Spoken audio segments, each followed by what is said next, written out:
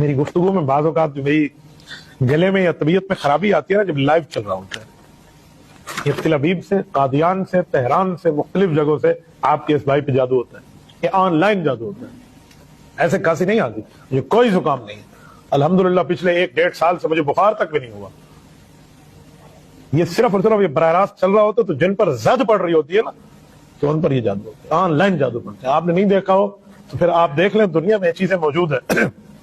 वो क्रिकेट का मैच चल रहा है और वो इधर से यूं दबाती है और वो खिलाड़ी गिर जाता है, न देखा हो तो फिर आप ना माने ना, ये चीजें चलती हैं। बहरहाल जादू करके क्या करेंगे, क्या करेंगे वो लोग? जो मौत की रात कब्र में लिखी हुई ना, दुनिया मिलके बाहर नहीं ला सकती, और जो बाहर की है ना, ये सारे। अस्सलामु अलैकुम वरहमतुल्लाहि वबरकातुहू। आज हम एक बहुत ही अजीब और गरीब दावे का तज्जिया करने वाले हैं। एक ऐसा दावा जो हमारे मुआशरे में फैली हुई तोहम परस्ती की एक गहरी और सच पूछें तो काफ़ी परेशान कुन तस्वीर हमारे सामने रखता है। तो किस्सा कुछ यूं है कि मुफ्ती अब्दुल वाहिद कुरैशी साहब एक लाइव प्रोग्राम कर रहे थे और उन्हें खांसी उठ गई। अब इस खांसी की वजह उन्होंने कादियान से होने वाले ऑनलाइन जादू को करार दे दिया। जी हाँ, ऑनलाइन जादू। ये एक ऐसा दावा है जिसने कई संजीदा सवालात को जन्म दिया है।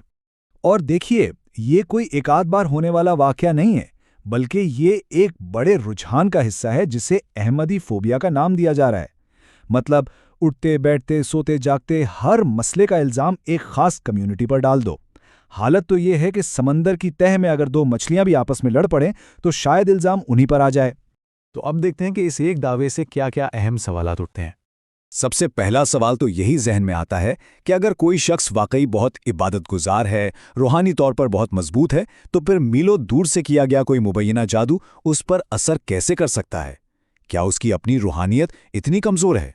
फिर दूसरा सवाल ये है कि भाई आखिर इन उलमा के पास ऐसा कौन सा खुफिया और ताकतवर इल्म का ख़जाना है कि इन्हें ख़ास तौर पर निशाना बनाया जाए?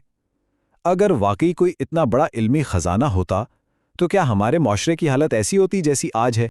और फिर सबसे अहम, सबसे मंतकी सवाल कि एक ऐसी जमात जो खुद जादू टोने के तस्वुर को ही नहीं मानती, उसे सख्ती से रद्द करती है, वो भला उसे किसी और पे इस्तेमाल क्यों करेगी?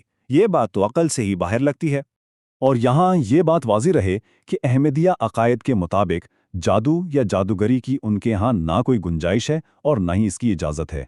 वो इस अमल को बिल्कुल मुस्तरद करते हैं। लेकिन बात सिर्फ एक शख्स या एक दावे की नहीं है। इसके पीछे तोहम परस्ती का एक बहुत बड़ा, आप कह लें कि कारोबार छुपा हुआ है। आप सोशल मीडिया खोलकर देखें, काला जादू, तोड़, अमल और वजीफा, इन अल्फाज की भरमार है। ये एक पूरी ऑनलाइन मार्केट बन चुकी है जहां लोगों के खौफ को बेचकर पैसा कमाया जाता है।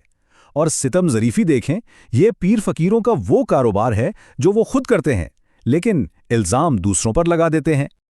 और ये तज़ाद भी कितना गहरा है। एक तरफ अवाम को सादगी की तलकीन की जाती है, कहा जाता है कि खजूर और नमक से रोज़ा इफ्तार करो, और दूसरी तरफ खुद पुरतकल्लुफ़ दावतें और शाहाना इफ्तारियाँ सजाई जाती हैं। ये कॉल ऑफ फेल का तज़ाद आखिर क्या ज़ाहिर करता है? इस हवाले से एक ज़ाती तजुर्बा भी बयान किया गया कि 40 साल यूरोप में गुजार दिए, लेकिन कभी किसी आमिल, किसी जादूगर या किसी बाबे के पास जाने की ज़रूरत ही महसूस नहीं हुई। और ये मत समझें कि सिर्फ मकामी मसला है, नहीं।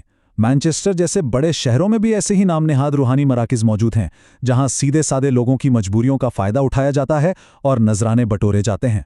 तो फिर सवाल ये है कि जब हर मसले को जादू टूने के खाते में डाल दिया जाए तो उसकी असल कीमत क्या है? कीमत यह है कि हम अपनी हकीकी समाजी नाकामियों से आंखें चुरा लेते हैं।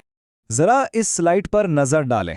घरेलू झगड़े हों, जराइम हों या मौशी बदहाली, हर चीज़ को जादू टोने का नाम दे दिया जाता है, जबकि असल वजूहात क्या हैं?